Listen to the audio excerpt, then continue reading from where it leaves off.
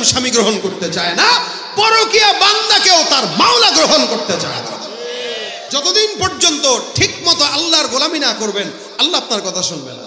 আল্লাহ পাক ডাক দিয়া কানা ইনদা যন্নি আবদি বি, আমার বান্দা আমার প্রতি যতটুকু ধারণা রাখবে আমি আল্লাহ তার জন্য ততটুকুই ব্যবস্থা রাখবো। সাহাবী যতটুকু ধারণা রাখছে আল্লাহ ততটুকু রাখছে। আমরা এখন বিপদে পড়লে আগে মেম্বারের কাছে যাই, চেয়ারম্যানের কাছে যাই, এমপির কাছে যাই, ইউনোর কাছে যাই, উপজেলা চেয়ারম্যানের কাছে যাই, প্রশাসনের কাছে যাই। এত 14 জায়গায় ঘোরা লাগতো না শুরুতেই যদি আল্লাহর কাছে যাই। কি বলেন? শুরুতে নামাজে দাঁড়ায় আল্লাহর কাছে চাইতেন, আল্লাহ বলতো যে আমার কাছে যেহেতু আগে চাইছে 14 জায়গায় যাওয়ার রাস্তাটা বন্ধ করে আগেই তার কাজটা করে দেই। এখন 14 জায়গায় যায় যখন কাজ হয় না তখন কাহারে আল্লাহ তুই ছাড়া তো আর কেউ নাই। 14 জায়গায় পরকিয়া কইরা এরপরে মালিকের প্রেম, এটা আল্লাহ গ্রহণ করবে না। ঠিক পরকিয়া বিবিকে যেরকম স্বামী গ্রহণ করতে চায় না, পরকিয়া বান্দাকেও তার মাওলা গ্রহণ করতে চায় না। পরকিয়া বান্দা মানে নেতার প্রতি প্রেম আছে, আল্লাহর প্রতি প্রেম নাই। আল্লাহকে আমি বানাইলাম, আমি খাওয়াইলাম, আমি পড়াইলাম, সব আমি দিলাম, আর মহব্বত করে নেতারে। কোন নেতা উঠতে বসতে মিথ্যা বলে 100 টাকা? কোন নেতা ঘুষের টাকা না খাইলে পেটের ভাত হজম হয় না?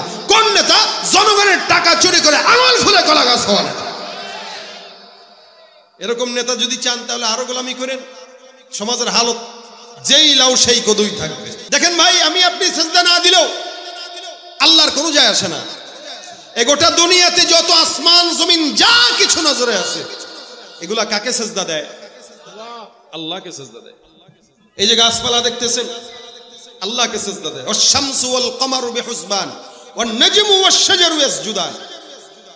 তারকারাজি, সূর্য, চন্দ্র, পাহাড় পর্বত যা আছে সব সৃষ্টি জগৎ সেজদা একমাত্র কাকে দেন? আল্লাহকে দেন। এই সেজদা শুরু হয় আদম পয়গম্বর থেকে।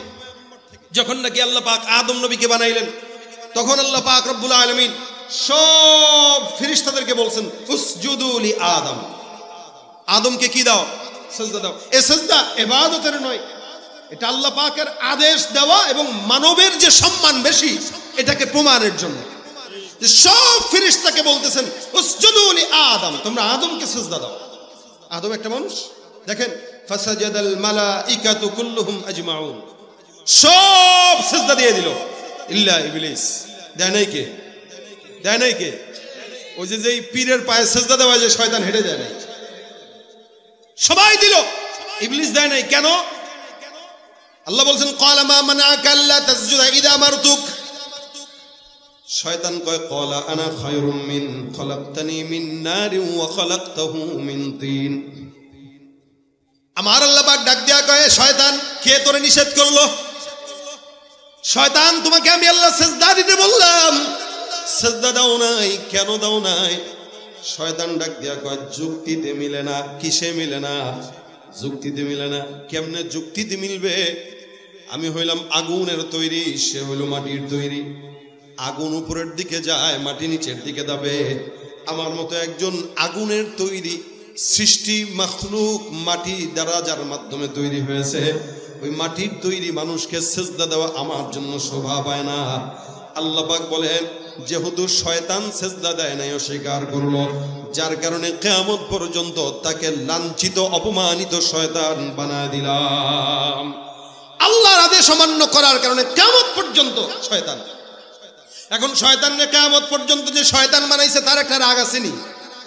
এই দেখেন যেগুলা নাফরমান, এরা বাবার সঙ্গে নাফরমানিও করে, আবার বাবা মায়ের দিলে বাবার বিরুদ্ধে চক্রান্তও করে। শয়তান এবার ডাক দেয়া আল্লাহ আমার যেহেতু শয়তান বানায় দিছ, লাঞ্ছিত বানায় দিলা, আমাকে একটা অর্ডার দিয়া দাও, আমি যেটা বলবো ওইটা তুমি শুনবা কিনা? আল্লাহ পাক বলে বল তোর কি আশা? শয়তান বলে ক্বালা ফাবিইজ্জাতিকা লাউগফিয়ান্নাহুম আজমাইন। আপনার যত বান্দা আছে কিয়ামত পর্যন্ত সব বান্দাদেরকে আমি আল্লাহ পাক রব্বুল আলামিনের কুদরতি কদম বাদ দিয়া বাবার কদমে সেজদা দেওয়ার জন্য অনুপ্রাণিত করব। এই সুযোগটা মরণ পর্যন্ত কিয়ামত পর্যন্ত আপনি আমাকে দান করে দেন। আল্লাহ পাক বলেন সব সুযোগ আমি আল্লাহ পাক রব্বুল আলামিন তোকে দান করলাম। এই জন্য আমার আল্লাহ ডাক দিয়া বলেন সুম্মা লাআতিয়ান্নাহুম মিন বাইনি আইদিহিম ওয়া মিন খালফিহিম ওয়া আন আইমানিহিম ওয়া আন শামাইলিহিম। শয়তান এমন একটা চিজ আল্লাহ পাক রব্বুল আলামিন তাকে এমন একটা পাওয়ার দান করলেন, যার কারণে শয়তান বান্দার ডান দিক থেকে, বাম দিক থেকে, পিছন দিক থেকে, সামনের দিক থেকে, চতুর্দিক থেকে বান্দাকে আল্লাহর ইবাদত থেকে দূরে সরানোর জন্য কিয়ামত পর্যন্ত চক্রান্ত করবে। যেই বান্দা দুর্বল ইমানদার, ওই বান্দা শয়তানের জালে পড়ে আল্লাহকে নয়, খাজার দরবারে, লালনের দরবারে সিজদায় পড়ে থাকবে। আর যে শয়তানকে মানবে না, তো সে মসজিদে চলে যাবে। ভাইরা আমার, আল্লাহ পাক রব্বুল আলামিন ডাক দিয়া বলেন, আলিল্লাহি ইয়াসজুদু মা ফিস সামাওয়াতি ওয়া মা ফিল আরদ মিন দাব্বাতিন ওয়াল মালাইকাতু ওয়া হুম লা ইস্তাকবিরুন। আসমানের দিকে তাকাও, জমিনের দিকে তাকাও, পাহাড়ের দিকে তাকাও, সমুদ্রের দিকে তাকাও, গোটা আসমানের জমিনের মধ্যে যা কিছু আছে, আল্লাহ পাক রব্বুল আলামিন বলেন, ওয়ালিল্লাহি ইয়াসজুদু মা ফিস সামাওয়াতি ওয়া মা ফিল আরদ।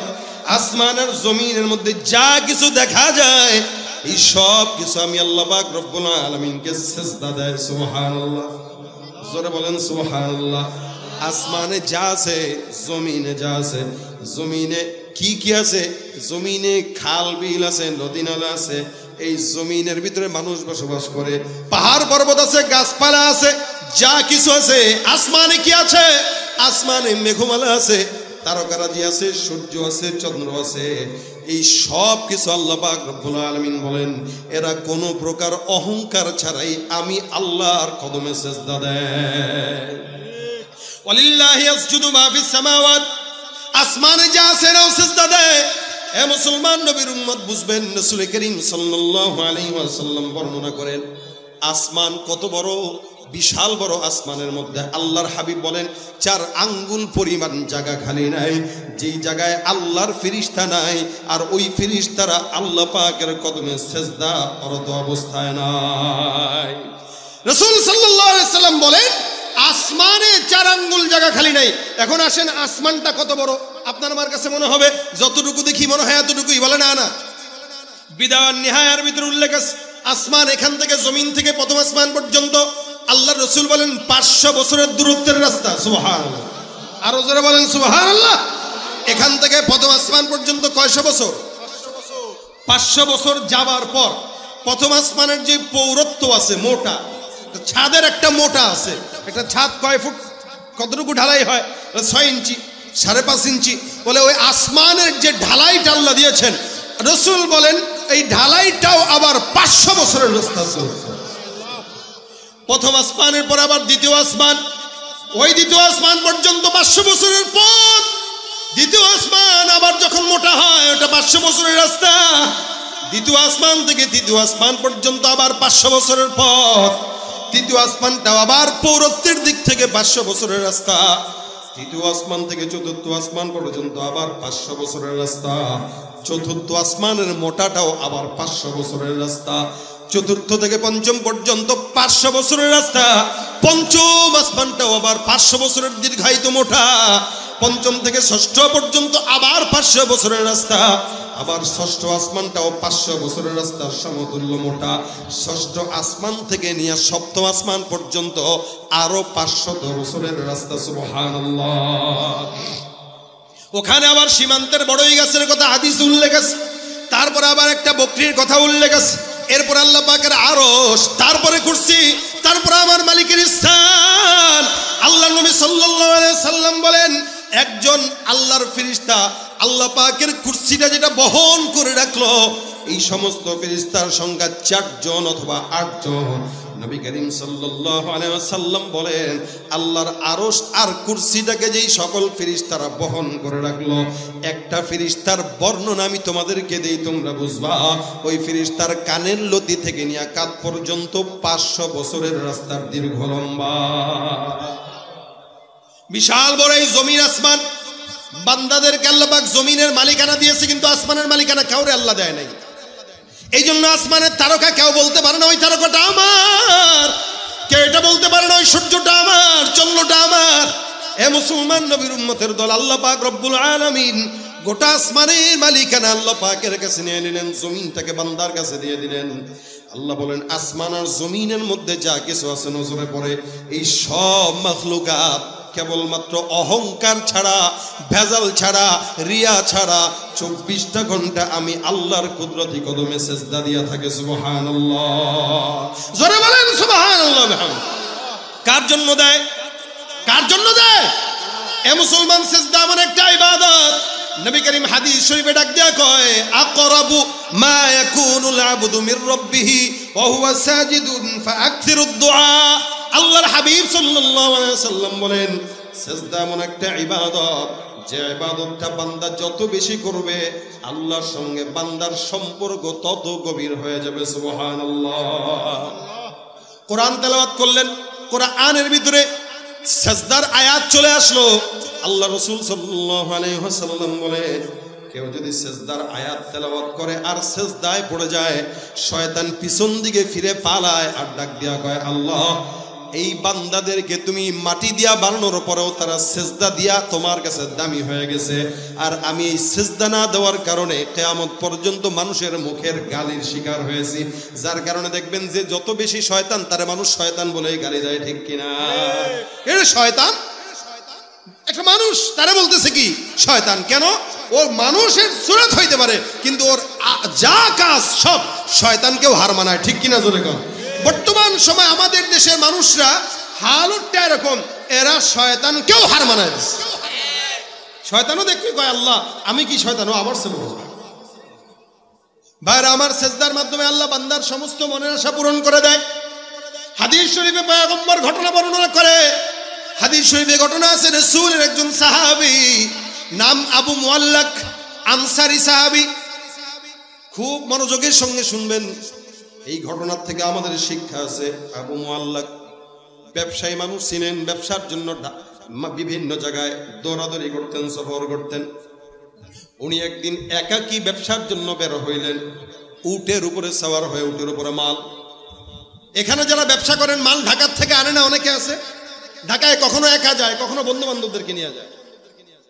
আবু মুআল্লাক উনি একাকী সফরটা করছেন। আরবের সফরের হালত ছিল এরকম, ঘোষণা করা হতো অমুক এলাকায় অমুক তারিখে একটা কাফেলা যাবে সিরিয়ার উদ্দেশ্যে, কেউ যদি আসো নাম লেখাও। তো নাম লেখানো হতো 100-150 জন, বাস একসঙ্গে রওনা হইতো। তা আবু মুআল্লাকের এই সফরটা সম্পূর্ণ একাকী ছিল, একাকী। উনি রওনা হয়ে গেছেন, ওনার সঙ্গে কেউ নাই, 2-1 সফর সঙ্গী। উটের উপরে বিশাল বড় মাল, বিশাল বড় মরুভূমির মাঝখানে যায়। যখন নাকি মরুভূমির মাঝখানে দুপুরবেলা তাঁবু টাঙাইলো বিশ্রামের জন্য, নিজে কিছু নামাজ কালাম পড়ে পানি টানি খাবার দাবার খেয়ে একটু বিশ্রাম নিল। বিশ্রাম নিতে নিতে হঠাৎ করে তাকায় দেখে চতুর্দিক থেকে ওনাকে ডাকাত সর্দার ঘেরাও করে ফেলছেন। বুঝেন যাচ্ছে কোথায়? ব্যবসায়িক সফরে। প্রতিমধ্যে মরুভূমির মাঝখানে তাঁবু গাড়লেন, আর এই তাঁবুটার চতুর্দিক থেকে ডাকাত সর্দার ঘেরাও করছে। ডাকাত যদি রাত্রেবেলা চলাচলের সময় আল্লাহ না করুক ধরে, তাহলে সুন্নত তরিকা আছে। মনে করেন একটা চাকুনি আপনারা ধরছে, এই দে আপনি, এই বেটা তুই ছিল সামনে বেটা, আমি অমুক দলের দল বললাম, কারণ এখন আর লীগ নাই, সব দল হয়ে গেছে, এই কারণে দলটা বললাম। সুতরাং ওইটা করলে আরো মায়ের বেশি খাইবেন। এই জন্য ডাকাত ধরলে কোনো দলের পরিচয় দিয়েন না, নেতার পরিচয় দিয়েন না, কারণ ডাকাত ওই মুহূর্তে নেতা আর দল রে গনায় ধরে কম। কথা বলবেন তো পেটে ছুরি ঢুকা লাজেম হয়ে যাবে। ডাকাত ধরলে সুন্নত তরিকা হইল। আবু মুআল্লাকের হাদিস থেকে শুনেন, ডাকাত ধরবে, ভাই সারেন্ডার হয়ে গেল, ভাই যা আছে নিয়ে আছে, দয়া করে আমার আঘাত দিস না। তখন ডাকাত চিন্তা করবে না এই লোক নিরাপদ, ভাই নে দে ভাগ। এরকম করে আবু মুআল্লাক কেউ ধরছে। আবু মুআল্লাক কয় ভাই যা আছে নিয়ে নাও, আল্লাহর রাস্তায় গায়ের মধ্যে হাত দিও না। কি বলছেন? গায়ে হাত দিও না, যা আছে নিয়ে যাও। ওই যে উটের উপরে বোঝাই যত সম্পদ আছে দিয়ে দিলাম, ভাই বিবি আছে বাচ্চা আছে, দয়া করে মানিস না, আমার বাঁচার দরকার। আবু মুআল্লাক বলে ভাই আমার দয়া করে বাঁচাও, কিন্তু ডাকাতটা হলো শেষরা, কিছু সন্ত্রাসী আছে মারে নেয়। এই ডাকাতটা এই কোয়ালিটির করে আনে না। আমি এমন ডাকাত তুমি আমার নাম শুনো নাই, আমি যাকে ধরি তাকে মারি, সম্পদ নেই, বাঁচার কোনো উপায় নাই। আবু মুআল্লাক কয়, ভাই সন্তান আমার ছোট, দয়া করে আমাকে বাঁচাও, আমার জন্য একটু মায়া করো, আমার একটু সুযোগ দাও, যা আছে তুমি নিয়ে নাও। ডাকাতটা কয়, না, ধরা যেহেতু খেয়ে গেছো, ধরা খাইছো, মরবা নিশ্চিত, বেশি কথা বলা দরকার নেই, শেষ কোনটা ইচ্ছা একটু বলো, শেষ ইচ্ছা কোনটা এটা বলো। আবু মুআল্লাক ডাক দিয়া বলে, শেষ ইচ্ছা কোনটা? শেষ ইচ্ছাটা বর্ণনা করতে যায় বলতেছেন, আমার শেষ ইচ্ছা হলো 2 রাকাত নামাজ পড়তে দাও, আল্লাহর কাছে আমি সর্বশেষ সেজদাটা দিয়া মাওলার একটু প্রিয় হয়ে নেই। ডাকাত ডাক দিয়া বলে, আরে বেটা, তোর মতো কত বুজুর্গ দেখলাম শেষ সেজদা দিয়া পার পায় নাই। মনে রাখবেন, সব সেজদা সমান নয়, কিছু সেজদা আছে আল্লাহর দরবারে বেশি প্রিয় হয়ে যায়, আর কিছু সেজদা আল্লাহর দরবারে গ্রহণ হয় না, ঠিক কিনা? আবু মুআল্লাক রাদিয়াল্লাহু তাআলা ডাক দিয়া বলে, আমার 2 রাকাত নামাজ পড়ার সুযোগ দাও, আমি আমার মাওলার দরবারে সেজদা দিব। আল্লাহর দরবারে সেজদা দেওয়ার জন্য আবু মুআল্লাক দাঁড়ায় গেল, ওযু করলো, নামাজ দাঁড়াইলো। এবার ডাকাত সর্দার ডাক দিয়া কয়, তাড়াতাড়ি নামাজটা শেষ কর। পিছন থেকে খোঁচায়, এ বেটা তাড়াতাড়ি নামাজ শেষ কর। আবু মুআল্লাক বলে, সেজদার ভিতরে যখন গেলেন, খুব বুঝেন, সেজদা গেছে, সেজদার ভিতরে যে এবার দোয়া করে। আবু মুআল্লাকের হৃদয়ের মধ্যে ভয়, এই সময় নিয়ে চিন্তা করতেছে, আল্লাহ, আমি যেই মুহূর্তে যেই জায়গাটা আছি, এই জায়গাটা তুমি মালিক ছাড়া আমার কেউ নাই। তুমি যদি আমাকে চাও বাঁচাইতে পারো, যদি মারতে চাও মারতে পারো, তবে আমি এটা বিশ্বাস করি, গভীর জঙ্গলে আর সমুদ্রের মাঝখানে অথবা মরুভূমির মাঝখানেও কেউ না থাকলেও মাওলা তুমি আছো। তুমি যদি মাওলা চাও, দুনিয়ার সব মানুষ চাইলেও কোনো বান্দাকে ক্ষতি করতে পারে না, ঠিক কিনা? তুমি পারো করতে মোচন অভাব দুঃখী লোকের, তুমি পরম মুক্তিদাতা মালিকে জগতের। তুমি পারো করতে মোচন অভাব দুঃখী লোকের, তুমি পরম মুক্তিদাতা মালিকে জগতের। তোমার কাছে চাই যে পানা, তোমার কাছে চাই যে পানা, আমরা প্রতিদিন তোমার দয়ায় পূর্ণ আমার সারা নিশিদিন। আল্লাহ তুমি দয়ার সাগর, আল্লাহ তুমি দয়ার সাগর, রহমানুর রহিম, তোমার দয়ায় পূর্ণ আমার সারা নিশিদিন। দয়া করেন কে? চাওয়া তো লাগে নাকি ভাই? আমরাও চাই, আপনারাও চান, আবার আল্লাহওয়ালা বুজুর্গরাও চায়, তাদের দোয়া কবুল করে আল্লাহ, আমাদেরটা কবুল করে না কেন? বলে আমাদের চাওয়ার ঠিক ঠিকানা নাই, আমাদের চাওয়া আল্লাহর মন মতো হয় না, এই কারণে আল্লাহ 24 ঘন্টা সেজদায় পড়ে থাকলেও আল্লাহ কবুল করে না।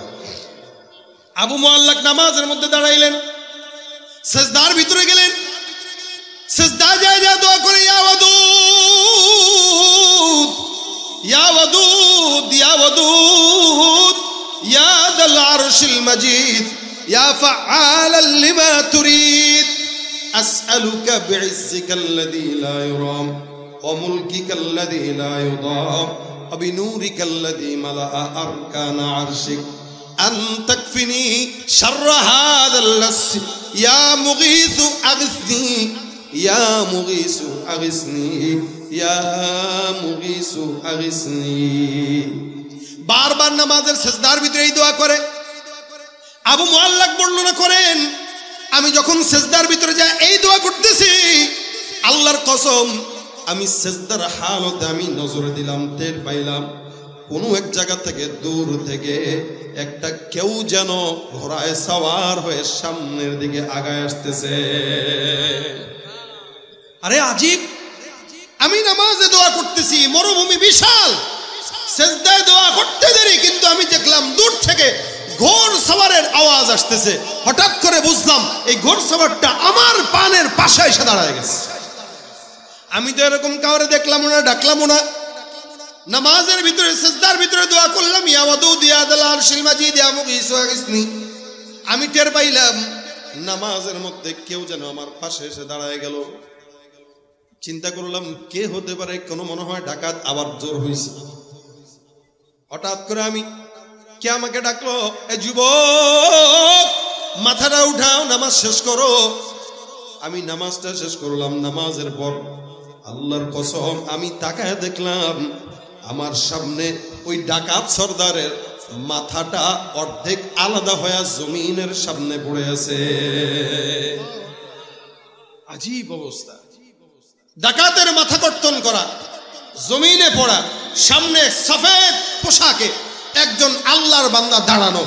আমারে কয় ভাই টেনশন গেছেনি? আমি জিজ্ঞাসা করলাম ভাই তুমি কে? লোকটা আমার ডাক দিয়া বলে তুমি আমাকে চিনবা না, আমি হলাম চতুর্থ আসমান থেকে নাজিলকৃত একজন ফেরেশতা, আমি জমিনের কোনো বান্দা নয়, আমি চতুর্থ আসমানে সিজদারত অবস্থায় ছিলাম। হঠাৎ করে ঝনঝনানির আওয়াজ আমার কানে আসলো। কেউ মনে হয় জমিন থেকে বারবার পরে ইয়া মুগীসু আগিসনি, এটা আমার কানে দূর থেকে হাওয়া যেরকম ভেসে আসে এইভাবে আমার কানের মধ্যে ভেসে আসতেছে। হঠাৎ করে আমি চতুর্থ আসমান থেকে তৃতীয় আসমানে নামলাম। তৃতীয় আসমানে আওয়াজটা আর একটু স্পষ্ট হইল। দ্বিতীয়টায় নামলাম, প্রথমটায় নামলাম। হঠাৎ করে আমার মাওলা আমাকে ডাক দিয়া বলতেছে, ফেরেশতার দলেরা, জমিনে আমার একজন বান্দা বিপদের সম্মুখীন, তোমরা কে আসো? ওই বান্দাকে আমি আল্লাহর তরফ থেকে যে সাহায্য করে আসো। আমি আমার মাওলারে ডাক দিয়া বললাম, মালিক ওই বান্দাটার জন্য আপনি আমাকে নির্ধারিত করেন, আমি ওই বান্দার জন্য সাহায্যকারী হিসেবে যেতে চাই। আল্লাহর আদেশে তোমার কাছে এসে এই জাকাতকে আমি হত্যা করে আমার মাওলার আদেশ পালন করতে চলে আসলাম। সিজদার ভিতরে তুমি যে দোয়াটা করেছো এই দোয়াটা আল্লাহ পাক রব্বুল আলামিন পর্যন্ত পৌঁছে আমার আল্লাহ তোমার দোয়া কবুল করলেন। আল্লাহ কবুল করার কারণে তোমার জন্য আসমান থেকে সহায়তা পাঠায় দিলেন। মুসলমান ভাইরা আমার, প্রশ্ন করি জবাব দেন তো, যে আল্লাহ পাক ১৫০০ বছর আগে আবু আল্লাহকে সাহায্য করলো, ওই আল্লাহ এখনো আছে না নাই? যেই জমিনের ভিতরে এই ঘটনা ঘটেছে ওই জমিনও এখনো আছে না নাই? সাহাবা একরাম ছিল মানুষ, আপনিও আমিও মানুষ। তারও নামাজ ছিল, আমাদেরও নামাজ আছে, এখনো নামাজ আছে, তখনও নামাজ ছিল, কিন্তু পার্থক্য আছে না নাই? লোকও আসিল, আল্লাহ ছিল, এখনো লোকও আছে, আল্লাহ আছে, তখনও জমিন ছিল, এখনো জমিনও আছে, কিন্তু সেই ঈমান আর ইখলাস আর তাকওয়া নাই, যার কারণে আমাদের সমাজে নামাজি বান্দা থাকতেও ঘুষখোর আর সুদখোরের কমতি হয় না। ঠিক কিনা? নামাজ পড়া মসজিদ থেকে বের হয়ে সিগারেট ধরায় দেয়, নামাজও পড়ে জনগণের টাকা চুরি করে খায়, নামাজ পড়ে ব্যবসার ভিতরে ২ নাম্বারি করে, নামাজ পড়ে জনগণকে ধোঁকা দেয়, নামাজ পড়ে দিনের ভোট রাতে নিয়ে পাশ হয়ে যায়। যতদিন পর্যন্ত সমাজের বান্দাদের ইখলাস ঠিক না হবে আল্লাহর কসম, ততদিন পর্যন্ত আল্লাহর গায়বী মদদ আসমান থেকে আসবে না। ঠিক কিনা? নামাজ তখনও ছিল, এখনো আছে, ভবিষ্যতেও থাকবে।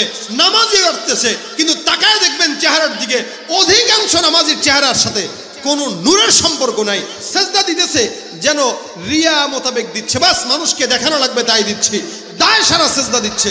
মসজিদে যাচ্ছে ঠিকই, আসতেছে ঠিকই, কিন্তু ঘুষ, সুদ, জেনা, ব্যভিচার, সন্ত্রাসী কার্যক্রম এমন কোনো অন্যায় নাই যেটা সে করে না।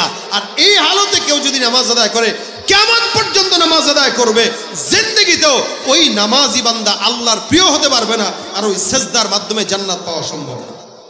কথা ঠিক কিনা জোরে কর ভাইরা আমার। এই কারণে যতদিন পর্যন্ত ঠিক মতো আল্লাহর গোলামি না করবেন, আল্লাহ আপনার কথা শুনবে না। আল্লাহ পাক ডাক দেয়া কানা ইনদা যান্নি আবদি বি, আমার বান্দা আমার প্রতি যতটুকু ধারণা রাখবে আমি আল্লাহ তার জন্য ততটুকুই ব্যবস্থা রাখবো। সাহাবী যতটুকু ধারণা রাখছে আল্লাহ ততটুকু রাখছে।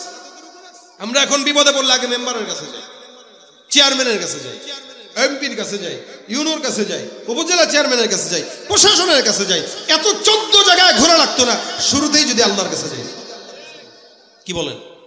শুরুতে নামাজে দাঁড়ায় আল্লাহর কাছে চাইতেন, আল্লাহ বলতো যে আমার কাছে যেহেতু আগে চাইছে 14 জায়গায় যাওয়ার রাস্তাটা বন্ধ করে আগেই তার কাজটা করে দেই। এখন 14 জায়গায় যায় যখন কাজ হয় না তখন কাহারে আল্লাহ তুই ছাড়া তো আর কেউ নাই।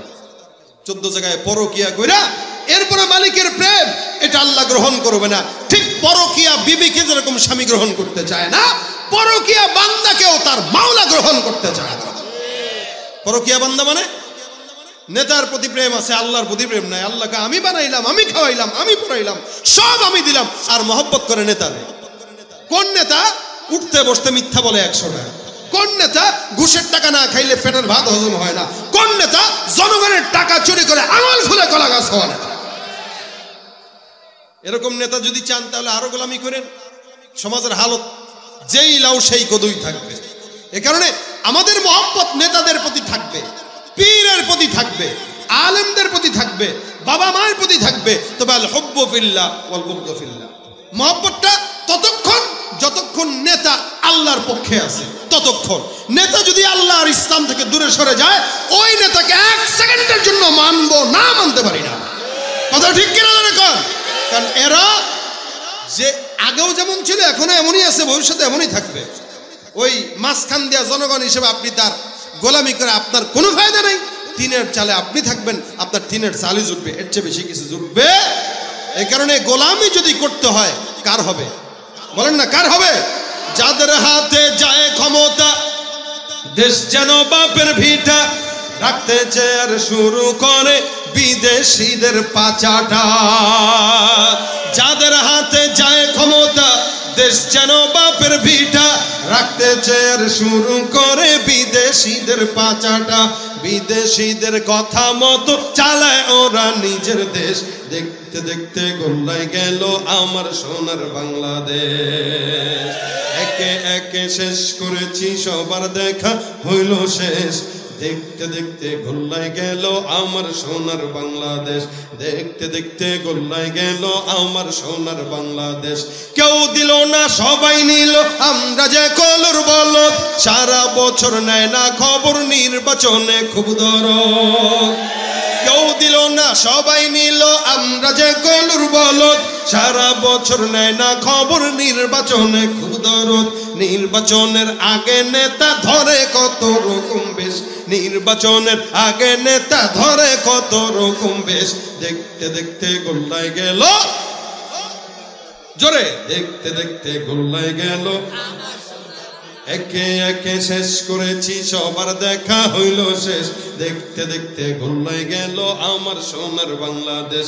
দেখতে দেখতে গোল্লায় গেল আমার সোনার বাংলাদেশ। মুসলমানের দেশটা মোদের আছে খাতা কলমে, দোষের দোষী যে বাজারাই শাস্তি পায় যে আলেমে। মুসলমানের দেশটা মোদের আছে খাতা কলমে, দোষের দোষী যে বাজারাই শাস্তি পায় যে আলেমে। ওরা ইসলাম বেচেই ক্ষমতাটা পাকাপোক্ত করে বেশ, ইসলাম বেচেই ক্ষমতাটা পাকাপোক্ত করে বেশ। দেখতে দেখতে গোল্লায় গেল, দেখতে দেখতে গোল্লায় গেল আমার সোনার বাংলাদেশ। একে একে শেষ করেছি সবার দেখা হইল শেষ। দেখতে দেখতে গোল্লায় গেল আমার সোনার বাংলাদেশ। দেখতে দেখতে গোল্লায় গেল আমার সোনার বাংলাদেশ। ঠিক কিনা ভাইরা আমার?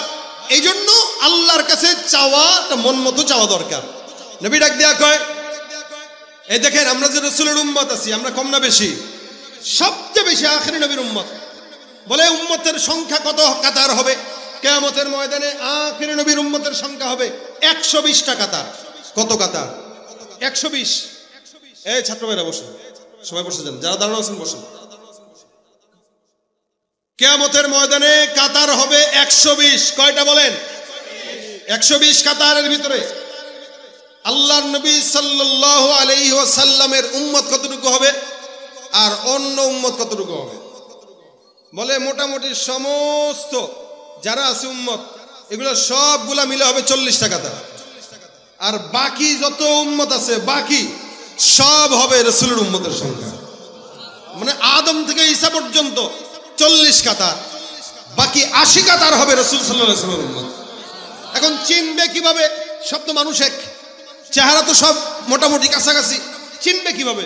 রাসূলকে প্রশ্ন করা হয়েছে, নবী বলেন কিয়ামতের ময়দানে উম্মতদেরকে চিনার সবচেয়ে বড় মাধ্যম হবে ওদের কপালের সেজদার দাগ। আমি নবী এক একটার কপালের সেজদার দাগ দেখব, আর ওই সেজদার দাগগুলা উজ্জ্বল হয়ে আলোকিত হতে থাকবে, আমি ধরে ধরে ধরে ধরে জান্নাতে নিয়ে যাব। তার মানে যারা সেজদা দিবে ওদের কপাল হবে নূরে নূরান্বিত। নবী দেখবেন এর কপাল নূর, এর কপাল নূর, এর কপাল নূর, যাও জান্নাতে চলে যাও।